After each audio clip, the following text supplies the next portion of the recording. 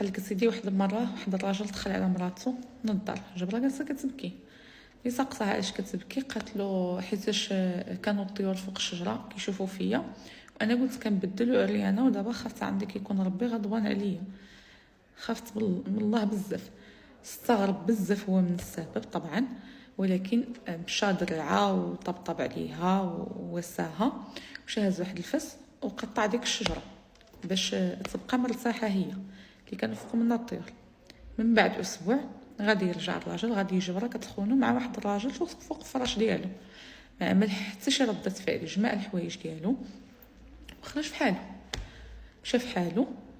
جبر الناس مجموعين على القصر ديال الملك بزاف، قال لهم شنو واقع شنو كاينه. قال لهم الصندوق ديال المجوهرات ديال الملك تسرق. دار هيدا دوار عينو، جبر واحد الراجل درويش مسكين ومشي على بنينات ديالو كيتمشى. قال لهم هذا الراجل اش عنده؟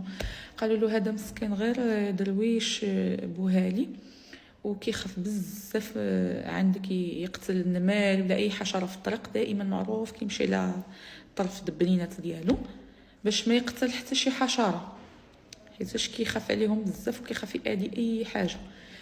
قال لهم هذا الراجل هذا هو اللي سرق الصندوق المجوهرات. دخل عند الملك، قال له مشاو الناس جابوا ديك الراجل الدرويش، جابوه حقوا معاه، جبروه هو اللي سرق ديك الصندوق.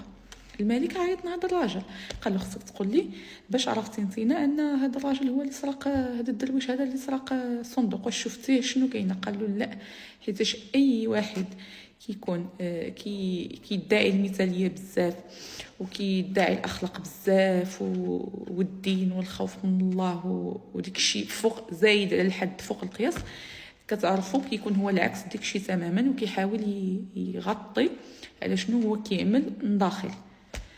فردوا بالكم من هذه القصه هذه، غنعتبروا ان ردوا بالكم بزاف من ديك الناس اللي كيدعيو المثاليه بزاف واللي كيهضروا على راسهم بزاف وانا ويهضروا على الانجازات ديالهم هما شنو كيعملوا في حياتهم مزيان وشنو كيعاونوا الناس وهما ما كيقدروش يعملوا حاجه خايبه.